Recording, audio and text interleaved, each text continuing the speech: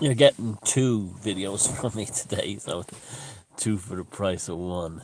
Yeah. I was doing an interview the other night, I think it was last night actually, I can't track the days anymore, for the Magical Egypt channel. And I was talking about the concept of how do you know when your charisma or your magical process is ticking along and getting results, because ultimately it's about the amplification of your nervous system, and then by extension your nervous system becoming an attracting force or a repelling force to a far greater degree than what it was prior to you working on developing your charisma. Now, the quantifier or the validator of this process as it's going on is synchronicity. Is an ideal one. Now, some people get carried away with synchronicity. They they think too much into it, and they think everything is a synchronicity, so they get carried away with themselves, and so they will find the most fleeting connections. So say somebody is you know their magical processes involve something like a hammer. Okay, well, every time they see anything not only related to a hammer but anything related to a hammer in any level, they'll say, "Oh, that's connected. That's connected. That's connected. That's connected." So there's like a hammerhead shark or MC Hammer comes on the rail. Well, that would actually be a good one. But they start jumping around. No, when you are in the zone, magically speaking, and your charisma is going, the synchronicities are not fleeting or, you know, arbitrary, loose connections. They're hard and powerful connections, and they're very specific. And this is the universe or your consciousness or both working together to say you're on the right path to do this. And you'll find this not only, now remember, every conscious act is a magical act according to Crowley. That's true.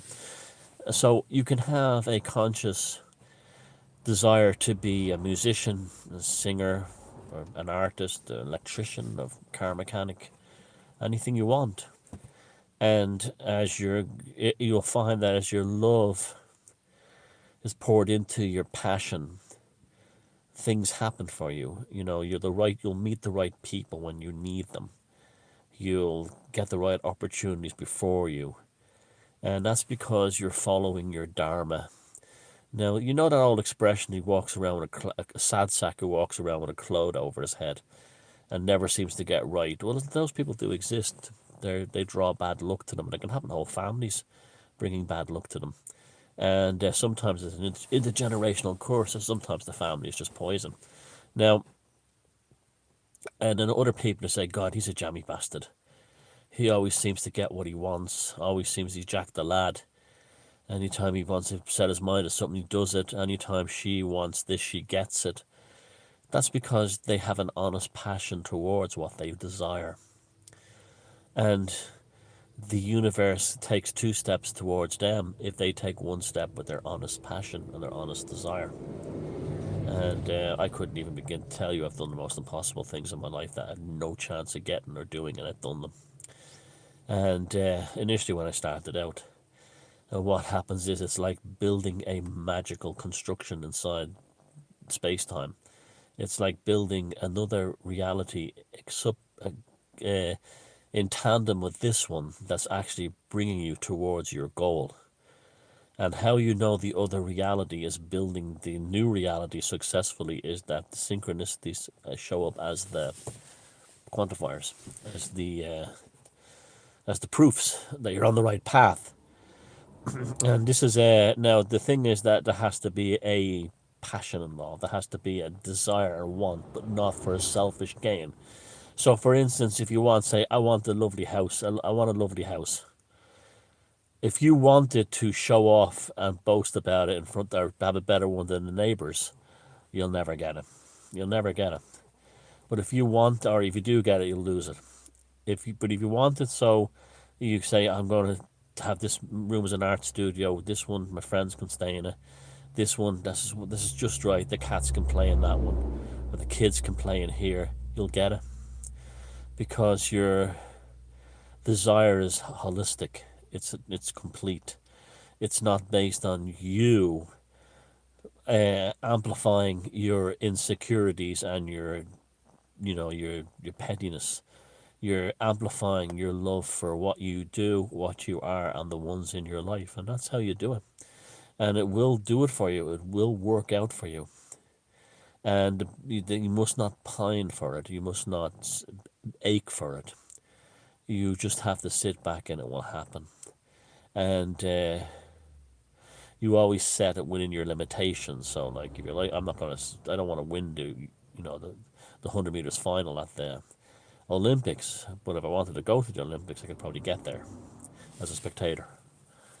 So, even though I'll find a way to do it, and you will have failures along the way, but also you will have help and guidance. It's just like the classic Joseph Campbell thing, the hero's journey. You will get assistance. You will find your Gandalf and your Boromir to help you get there, and your Gimli and Legolas and the rest to bring you there. And it's real.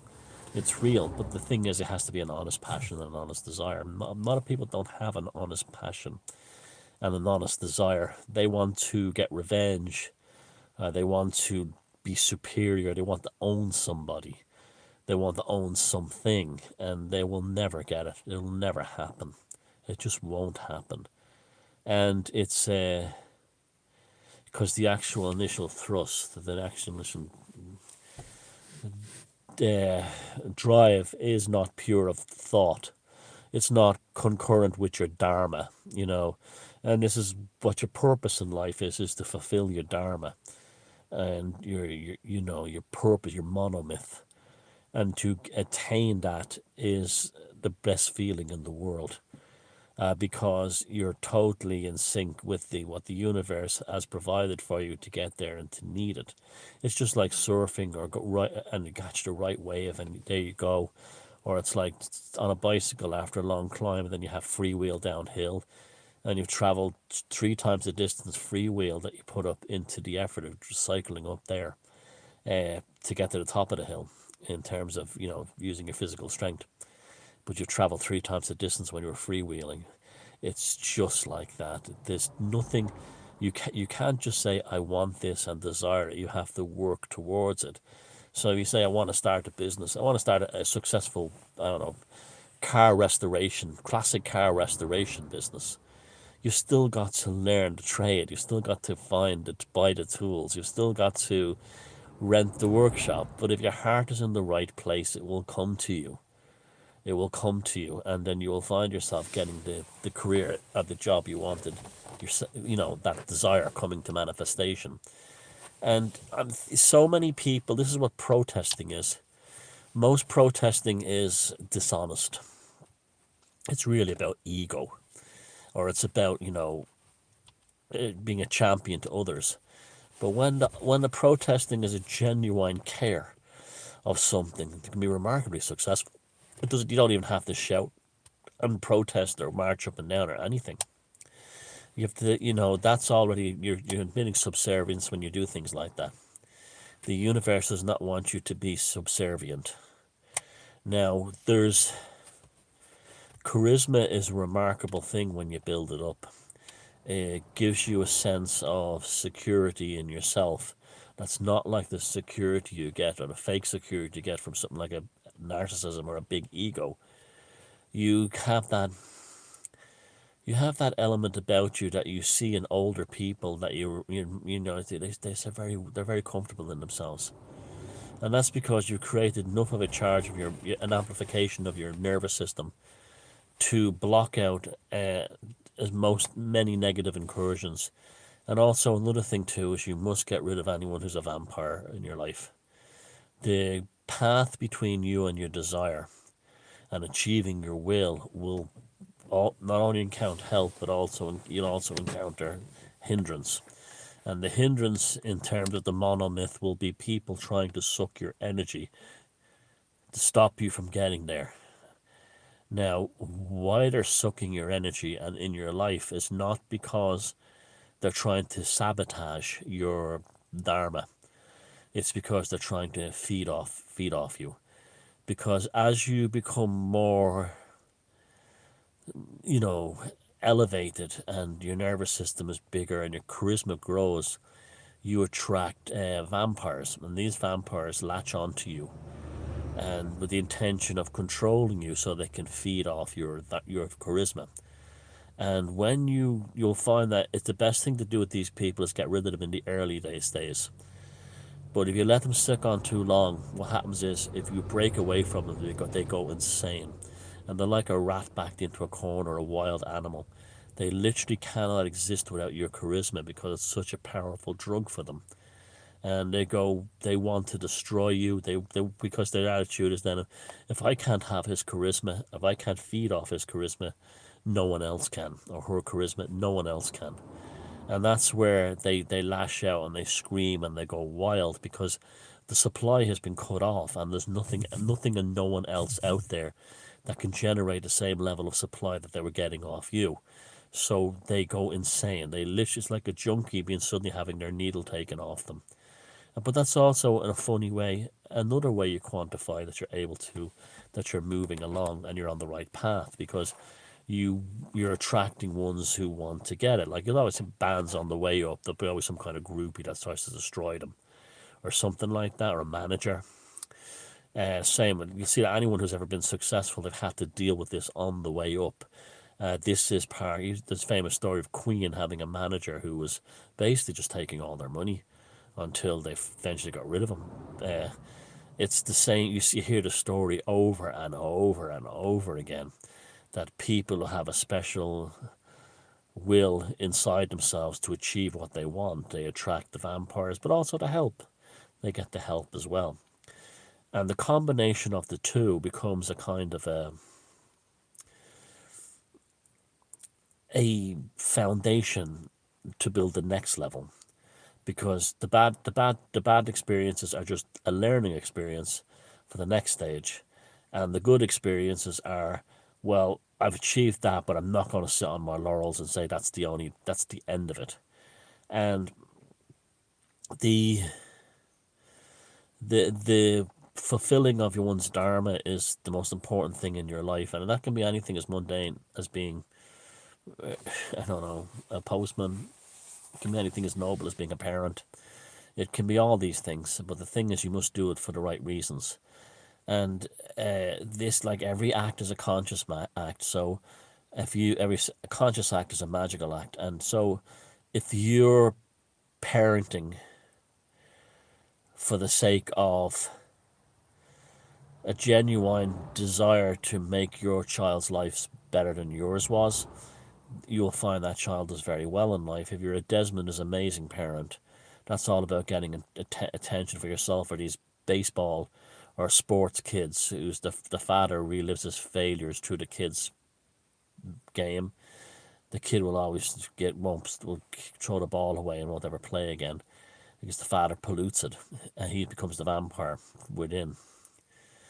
So synchronicities then are, along with the fact that these are occurring, you get synchronicities like the star in the star card that keep you going. Something amazing just happens, and that just shouldn't have happened. A coincidence that was beyond comprehension. And then it gets to the point where in my life now, synchronicities are almost like, I'm not joking. I don't know if it's reality or fantasy or whatever I'm living in because the synchronicities are happening in real time. It's all around me, and that's just because it's. I suppose I'm reaching some kind of like wizardry stage or something like that, where it's just, they're just banging. The synchronicities just banging out and everywhere. And the important thing is to notice these synchronicities when they start arriving in your life, but accept them and then don't go out looking for another one. This is very important. Some people, they get a couple of synchronicities, they go, wow. And then they consciously start looking for the synchronicity. The synchronicities are not the end game, they're not the result. They're merely signposts along the road telling you you're going in the right direction. It's your dharma that's the end point, that's the final result, and that's what you keep on. And your nervous system becomes very attuned to who you should and who you shouldn't have in your life. And that can be even on social media. It's like these people are always they're always talking shit, or they're always making me feel down. Gonna go to somewhere else, and that kind of thing. You'll find by getting toxic people out of your life, good stuff starts to happen, and the better people start coming in. And it's again the vampire thing as well. The toxic people were vampires in a way. They were trying to feed off your charisma. And so that's how synchronicities are the quantifiers of magical proficiency. And also your path in life, your dharma, if you're following your passion or your goal, the synchronicities will be as powerful as the ones wanting to help you, because they're saying this is the right path, you're energetically in the right zone, and your nervous system and your charisma is pulling things in around you to make it all happen. So, and that's important. It's pulling. It's like when you make a jigsaw, right? And all the pieces that you have your 5,000 piece jigsaw spread out on the table. Well, you instantly know which is the sea because if the picture of the blue, you'll see the sea, and you gather up all those pieces first. But often they're the hardest ones to put together, because the sky is just blue as blue. You find that you then in the middle of the jigsaw, what you see is two pieces of, say, a complex structure like a building, and you know the minute you recognize them that that's the beginning of the puzzle, and it's from that point on you start completing the puzzle and building out from the two initial pieces from the complex piece that's spread out before you, rather than the easy parts like the blue sky, which you find are impossible to work with. But eventually you get to them as well, and they start falling into place. It's because just by sheer chance, the two pieces you need to kick the jigsaw puzzle off, they eventually arrived, and once you got them, you were on the path to completing the jigsaw puzzle. Well, the synchronicities thing works exactly the same way.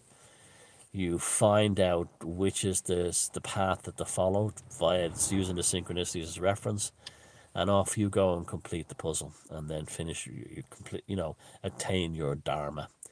And along the way, don't get cocky or arrogant about it, because things start going well for you, and be always aware of the vampire or the one trying to steal the piece of the puzzle, so you can't complete it and have it for themselves, or to help you with the puzzle and ruining it for you, because it's not much fun, because they're diverting you away from the part you're trying to develop by building their own bit on the side.